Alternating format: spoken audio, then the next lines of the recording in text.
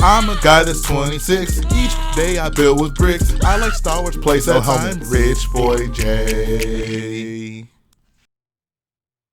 Hello boyos, Rich Boy J here, back with another video, and today we're having another episode of Your Questions Answered. If you're not familiar with the series, Your Questions Answered is a Q&A series that I do here on this channel. So if you want to see one of your questions answered, leave it in the comment section below. Make sure it's Lego Star Wars or Lego Star Wars related, and then check back next week to see if you made the cut. One thing I want to say right off the bat is, man, look at my surroundings right now. I literally look like I am in Republic gunship heaven, and it's not even including this beautiful Munilist class gunship that I have right here. Look at this. This is just beautiful, guys. The instructions of these are available, little self-promotion right there.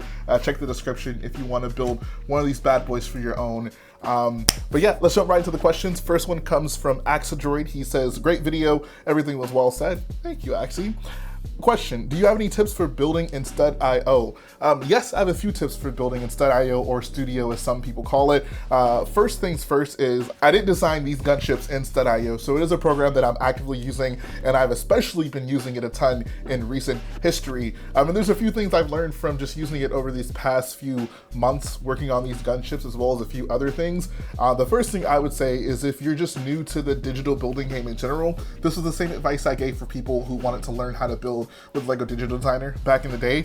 The first piece of advice I would give you is to just pick a set, go online, find the instructions to it, or just whip out the instruction manual if you have a physical copy, and then don't make it too complicated. Maybe choose like a $30 set, and basically try to rebuild that set by following the instructions physically in Stud.io, and that will help you get an idea for like how to find pieces without the added pressure of, oh, what the heck am I going to design? I think for anyone who wants to get a start in building digitally, that is just a great way to kind of force yourself into a project that has specific guidelines and also still has enough, I guess, of the unknown to help you learn how to use the program a little bit easier. Some of the advantages of building digitally is, of course, you don't have to spend the money to buy pieces to build what you think may or may not look good. That's probably one of the biggest reasons that I build digitally before I do anything in physical parts, just because I don't have to invest in parts that I may or may not end up using.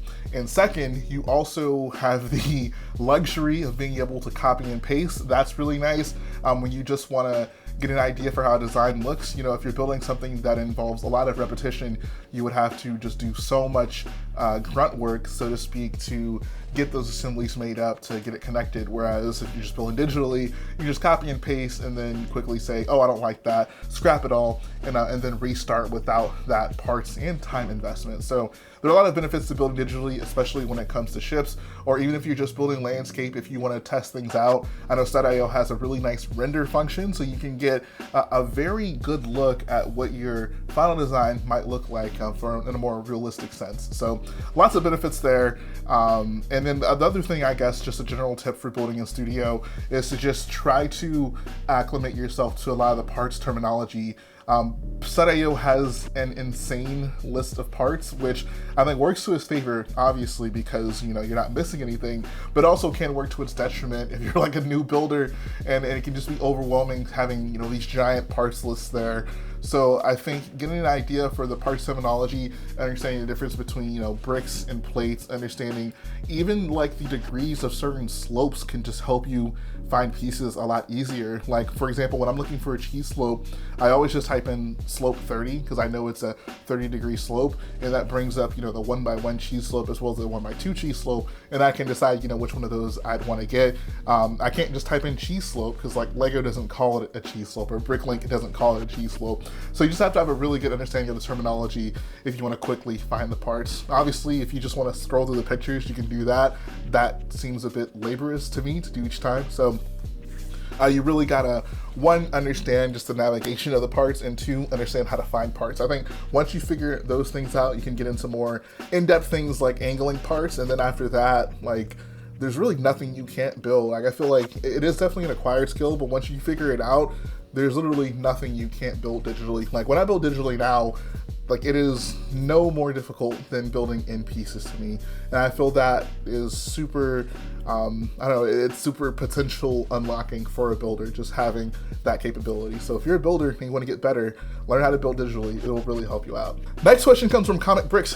His question says, what do you say to Bricklink sellers who do not ship to Texas? I've come across a few of them and I have to dislike them in order to get my cart to generate other stores who ship to Texas. So this is a weird glitch, I guess, that Comic has been running into. I personally have never seen the issue, but I mean, I don't have, which means I don't really have any solution to it. But I do want to know if anyone else has had an issue where they've come into like a domestic Bricklink store that just doesn't specifically ship to their state, specifically in the United States. I really want to get an idea for how widespread this issue is, because Comic obviously has ran into it quite a lot recently, but I've been placing a lot of orders and I haven't ran into the issue. Next question comes from SW Bricks and Figs. He says, my question, what is your opinion on people using ideas and techniques from other people's MOCs with/without asking permission/giving credit? I'm sometimes hesitant to use techniques from other people's MOCs, but when I do, I find it important to always give credit. This is a very interesting question, especially for someone who is very heavily entrenched in the MOC community. There's so many people's MOCs that I see where I'm like, oh, that's a really good idea, I want to use it. And then maybe like down the line, subconsciously, I don't remember, oh, this is the person that used that technique, I need to give them credit. And it just ends up being a part of a design that I want to implement in something that I want to do. So I think it's kind of ridiculous to like, I don't know, expect everyone to always give credit for every little technique they do in their building MOCs, just because, you know, like all of the things we build typically are an evolution of something we've seen before, or, you know, some technique that some person has done down the line. So I think it's maybe a bit excessive to ask us to give credit to every single person. I do think giving credit is a good thing, because obviously, you know, if you've come up with a design that you feel is novel and something that, you know, no one else has really done before, yes, you would like to get the proper credit for it, especially if it catches on and a lot of people end up doing it. So I think, yes, you should give credit where necessary, but I wouldn't necessarily feel scared to use someone else's technique just because, you know, you're afraid, you know, they're gonna accuse you of stealing or something like that. I think at the end of the day, like if you know that you've used a lot of people's techniques and you're not exactly sure who it was, you can just leave a general message like, you know, this is inspired by a lot of things I've seen out of the community. Like I can't take credit for the person who came up with all these techniques. I'm not sure who did them, but I know I've seen them before. So I think you just do little things like that just to, you know, not take credit for other people's work, but not feel like, oh God, I don't know who did this, I'm just not gonna use it. Because at the end of the day, we are a community, and I think that the most beautiful part of the community is the diffusion of ideas. That's one of the biggest reasons we do these build series and breakdowns, and we so meticulously explain how we accomplish certain things in builds, because we want to show other people how it came together, and we want to contribute to the community in that aspect. I feel that, you know, as someone who observes things in the community, you know, if you're going to be building as well, I think that we can all kind of do our part in helping build the community by also putting back into it by sharing unique ideas that we came up with. So long story short, if you're going to benefit from the community, I think you should also contribute to the community, and you can do that by giving credit where you can. And even if you can't necessarily get specific credit, you know, don't obviously take credit for other people's work when you very clearly know that it's not yours. Next question comes from Don Graham. He says, I think a modular Millennium Falcon interior series would work. You could have the cockpit, corridor with smugglers area, lounge, engineer station / loop training area, medical bunk, circuitry room / cape room, engine room, loading ramp, gun well. If LEGO sold a couple of these a year, they could release the same set a couple years later with some minor changes due to new parts being available, and change out minifigures to capture different areas. I think this is an interesting concept.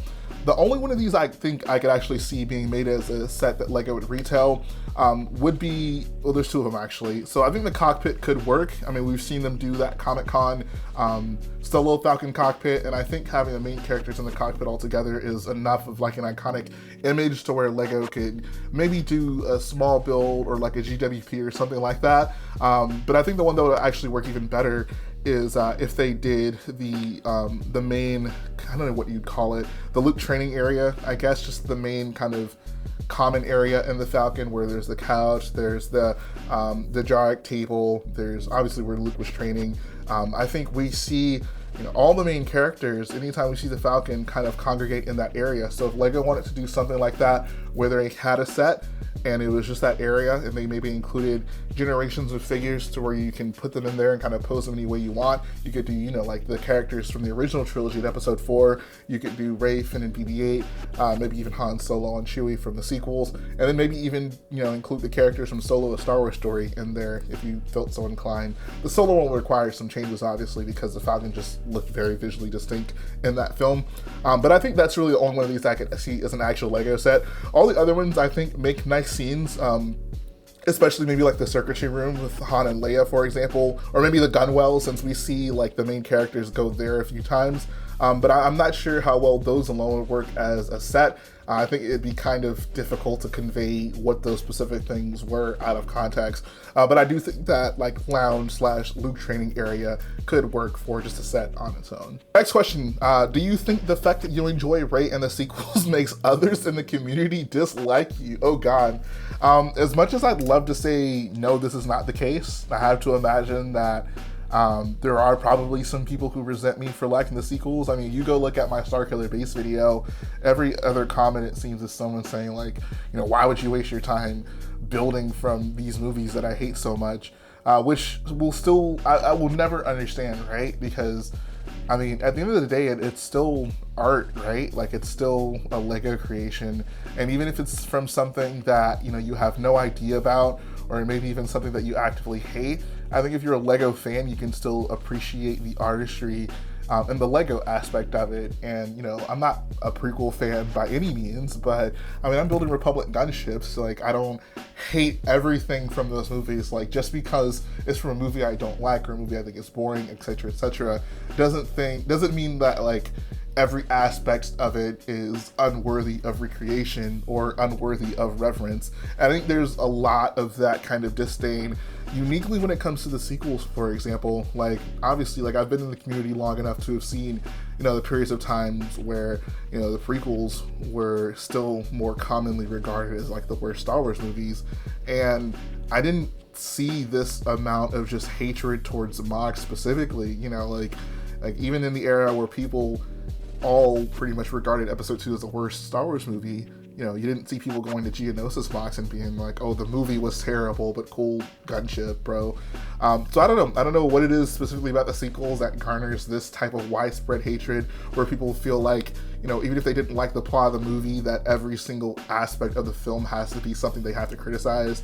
Like, I don't know, I thought Starkiller Base was a cool looking location visually, and I'd be willing to bet that, you know, if those same visuals and imagery were in, you know, Revenge of the Sith, for example, I don't think people would hate it.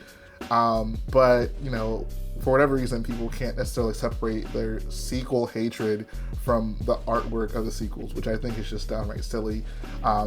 And yeah, I do think that gives, you know, a lot of people a negative perception of me because I like those movies. And it is what it is, you know, like, I am unapologetically I don't even know if it's fair to call me a sequel fan anymore. I like episode 7 and 8, not 9 so much. But that's not going to change. And that is embedded in who I am. That's embedded in who I've become known as in the community. And I'm riding with it till I die, man. Next question comes from Sir Langstalot Productions, and this is a good question given what we just talked about. He says, attempt number 10. I'm sorry it took me so long to answer this, because this is actually a very good question. Do you prefer sequel vehicles or prequel vehicles? I feel like I've talked about this maybe it's sometimes before, but now I guess I'll just give a clear answer on this. I think holistically, I gotta go with prequel vehicles. For one, there's just so many more of them we see. Like, there's a lot more options given the locations we visit in the prequels. And like, the Republic gunship is my favorite ship ever. So I feel like by definition of that, you know, the prequel vehicles have to have the edge for me. And that's not even to say that, you know, I think prequel vehicles are terrible. Like, some of my favorite vehicles are from the sequels, right? Like, I love the Resistance Bomber. That's one of my favorite Star Wars ships ever from the sequels, obviously. I think Kylo Ren's shuttle is awesome.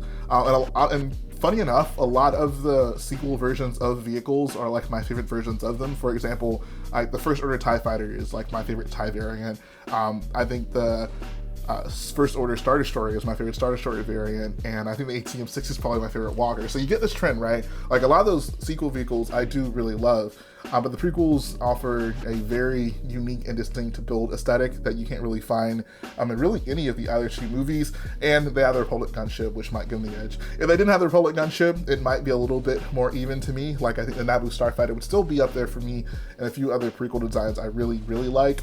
But I gotta go with the Prequel Vehicles, but I wouldn't say it's by a lot. Like, there's still tons of sequel vehicles that I really love, but there's just something that resonates with me about the gunship. Like, I don't know what it is, man. It's just a great ship. Look at me appreciating something from a movie I don't like. What a crazy concept. Final question comes from Naples. He says, question, what is the MOC you've made that you think is the worst? This is a great question. I don't honestly know if anyone's ever asked me this. When they first asked this, I think the first MOC that came to mind was my Scarif build, really mostly because of the circumstances under which that build was made. Like, I can't stress to you guys, we threw that build together in basically a month and a half. Like, I'm not joking. We threw together a large-scale Star Wars build in a month and a half. And there were just a lot of places where that really showed, specifically in the platform that sits right in front of the Citadel.